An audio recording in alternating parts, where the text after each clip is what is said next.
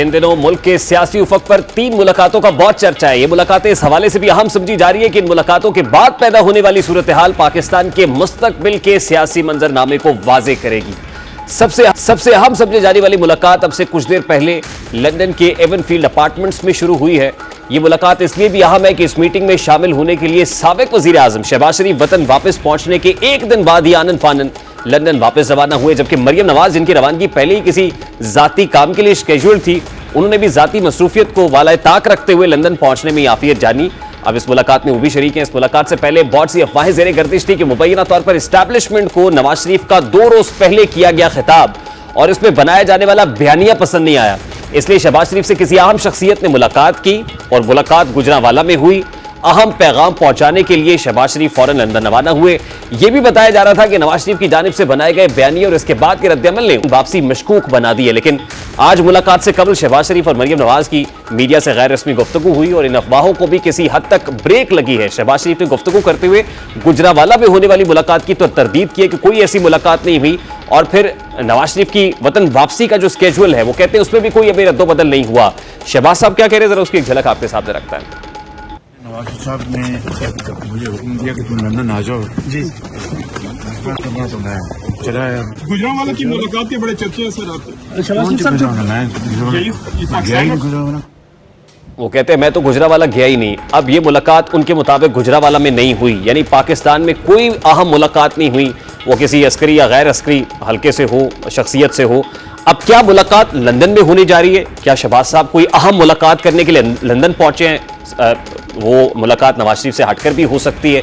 अब वो सब ठीक होने का तासुर दे रहे हैं, लेकिन मामला इतना सादा महसूस होता नहीं है जितना सादा वो बता रहे हैं, क्योंकि पाकिस्तान में बहुत से ऐसे लोग हैं जो बता रहे हैं कि नवाज शरीफ के बयानिए पर सख्त रद्द-ए-अमल आया है और अगर नवाज शरीफ मजीद यही बयानिया अपनाते हैं तो उनके लिए मुश्किलात में इजाफा होगा। जो डायमेंशन फैसल वोडा दे रहे हैं, और फैसल वोडा की दीवी डायमेंशन जो है मुख्तलिफ चंद दिनों के अंदर जो बातें वो कर रहे हैं वो कंफर्म भी हो रही हैं, वो ऐसी बातें होती भी नजर आती हैं। और एक अहम डेवलपमेंट मुस्लिम लीग नून की तरफ से भी सामने आई है कि पहले पसे पर्दा कुव्वतों की जानिब से मुस्लिम लीग नून की सहूलतकारी की बातें हो रही थी।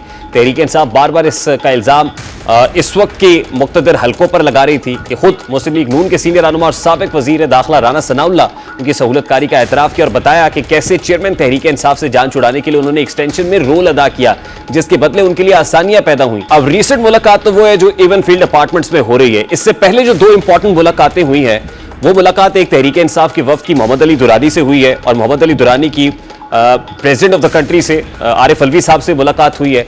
और एक और अहम मुलाकात गुज़श्ता रोज चौधरी शुजात की रिहाइशगाह पर आसिफ अली जरदारी साहब की हुई है। पीपल्स पार्टी अपनी राह ले रही है, यानी पंजाब के अंदर पाकिस्तान मुस्लिम लीग नून को काउंटर करने के लिए वो इस बात पर गौर कर रहे हैं कि कोई इत्तेहाद बनाया जाए, यानी बाकी मानदा जमातों को मिला के कोई इत्तेहाद हो सके। मुस्लिम लीग काफ भी हो सकती है, उसमें पीटीआई से इत्तेहाद पर भी सोच विचार हो रही है, यानी बाकायदा तौर पर इंतखाबी मैदान तकरीबन अब सज चुका है और उसके अंदर जोड़ तोड़ का अमल भी होता हुआ दिखाई देगा।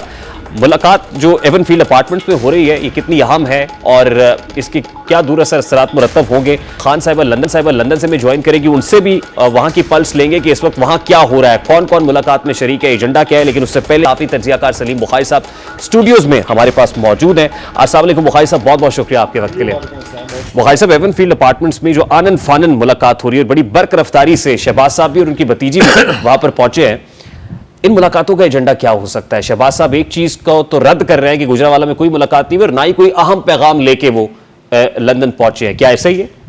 देखिए, पहली बात तो यह है कि मैं इत्तेफाक करता हूं आपसे कि ये मुलाकात जो लंदन में इस वक्त हो रही है और कल भी होगी, ये भी खबर दे रहा हूं आपको, और परसों भी होगी। ये बहुत अहम मुलाकात है कई हवालों से, और परसों इससे भी अहम मुलाकात होगी। वो मैं आ रहा हूं उसी तरफ आहिस्ता आहिस्ता। एक तो ये है कि कोई यूएई की बड़ी कोई अहम शख्सियत जो है वो लंदन पहुंच चुके हैं और वो शहबाज शरीफ साहब, नवाज शरीफ साहब और मरियम नवाज के साथ उनकी मुलाकात होने वाली है। अब आप मुझसे पूछेंगे भी तो मैं इसमें इससे तो आगे जाने वाला नहीं, ये तो पूछूंगा कि एजेंडा क्या होगा इस मुलाकात का। देखिए, अगर आपको याद हो, सऊदी अरब और यूएई ये 2 मुल्क ऐसे हैं जिनके ताल्लुकात हमेशा बहुत ख़ास और दरीना रहे हैं नवाज शरीफ साहब से। सऊदी अरब में जब वो आए थे तो आपको याद है कि एक ऐसा सियासतदान जो अपने मुल्क में भगौड़ा और सजा याफ्ता मुजरिम समझा जाता है, उसको वहाँ यानी स्टेट प्रोटोकॉल दिया गया, State case। शाही मेहमान की हैसियत से। ये आपने देखा ना, सुना था ना आपने? अब वो visuals तो आए थे, पता नहीं नए थे या पुराने थे, जितने लेकिन दिन visuals वहाँ तो रहे, थे। बिल्कुल नए थे वो। तो मैं आपको ये बता रहा हूँ कि इन दो ममालिक के लिए नवाज शरीफ साहब की अपनी एक स्पेशल हैसियत है, कोई कंप्रोमाइज इसके ऊपर नहीं कर सकता। लेकिन at this point in time क्या अहमियत है, क्या हैसियत है सर? देखिए, दो चीज़ें हैं।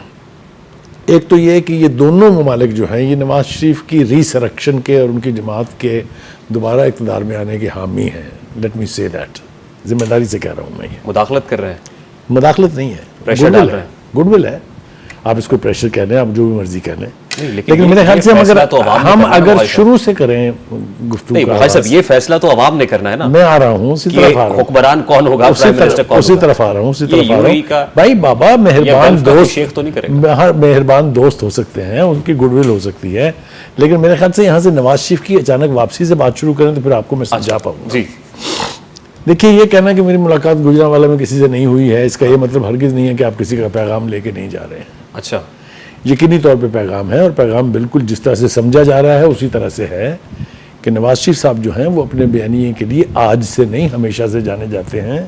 नवाज शरीफ साहब 4 आर्मी चीफ से लड़ाई मोल ले चुके हैं, 3 चीफ जस्टिस के साथ लड़ चुके हैं, 3 अपनी हुकूमतें गंवा चुके हैं। तो आपको ये बयानिया नया क्यों लग रहा है? मुझे समझ नहीं आती उन लोगों की जो ये कह रहे हैं कि नया बयानिया है। तो नवाज शरीफ ने कुछ सीखा नहीं फिर? सीखना अपनी जगह है। ये रविश तर्क करने को देखिए, तैयार नहीं ये है। बिल्कुल तैयार नहीं है, नवाज शरीफ तो तैयार नहीं है। आप देखिए, कल तक जो बात इबाम में थी, आज उन्होंने नाम लिए हैं। जिस 5 के टोले का जिक्र हो रहा था, अब तो टोला 6 का हो गया ना सर। अब छठा तो अब जेल में है ना, उसको उसका ना नहीं, जिक्र उसमें तो बाजवा साहब डाल के 6 हो गए सर। करें। बाजवा साहब डाल को निकाल दिया अभी उन्होंने फिलहाल, अभी और 5 के नाम लिए। आज नाम 5 नए हैं। आप जरा उसके ऊपर गौर करेंगे तो आपको समझ आ जाएगी। पैगाम वो लेके गए हैं, उन्हें कहा गया है कि आप ये जजेस और जनरल के एहतसाब का जो नारा लेके चल रहे हैं, इसको या तो सॉफ्ट कर लें अच्छा, या तर्क कर दें, 2 ही चॉइसेस हैं। ब्रेक पे पाँव रखें। हाँ, ब्रेक पे पाँव रखें। वो मानने जा रहे हैं या नहीं मानने जा रहे हैं, ये फैसला नवाज शरीफ ने करना है। 2 बातें आप याद रखें पाकिस्तान की पॉलिटिक्स में, आज, yesterday and day before yesterday, 2 बयानिए हमेशा से बड़ी पजीराई हासिल करते हैं, एक एंटी अमेरिकन और एक एंटी इस्टेब्लिशमेंट। ये हमारी साइकी है। इस एंटी इस्टेब्लिशमेंट बयानिए से आप पॉपुलर तो हो सकते हैं, लेकिन ये कहना कि हुकूमत आपको मिल जाए, ये जरा मुश्किल बात है। देखिए, वो 2018 नहीं है। 2018 में सिनारियो और मुख्तलिफ था। यहाँ जो सुप्रीम कोर्ट है, वहाँ एक ऐसा शख्स बैठा हुआ है जो कोलैबोरेशन नहीं करेगा कभी भी मिलिट्री इस्टेब्लिशमेंट के साथ।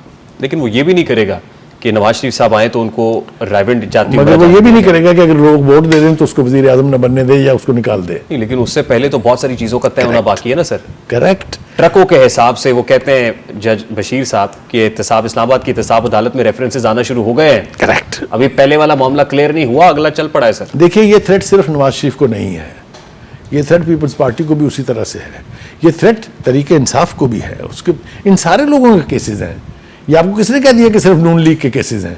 अगर आप मुझसे पूछें सच, तो मेजॉरिटी पीपल्स पार्टी के खिलाफ है केसेस की, ठीक, सबसे ज्यादा जरदारी साहब के खिलाफ है। तो ये थ्रेट एक के लिए नहीं है, ये सबके लिए है। लेकिन क्या do we have another general Bajwa? Do we have another general Faiz? No, we don't have, certainly not. So नताइज भी वो नहीं होंगे, कॉन्सिक्वेंसेज भी वो नहीं होंगे, प्रेशर भी वो नहीं होंगे। अच्छा, ठीक है। हमने जो पोस्चरिंग की हुई है कि हम एपॉलिटिकल हैं, हम सियासत में दखल नहीं देंगे, अब आप इसकी वायलेशन बहुत लिमिटेड ये तो फैजाबाद धरना रिव्यू पिटीशन लग गई है, ये तो पता चल जाए। आप समझ रहे हैं ना? तो ये इब्तिदा है उसकी जिसकी बात नवाज शरीफ कर रहे हैं। लेकिन नवाज शरीफ अगर इस पर रजामंद नहीं होते कि वो अपना ये बयानिया तर्क कर देंगे, तो क्या वापस आने के लिए क्लीन चिट या ग्रीन सिग्नल मिलेगा?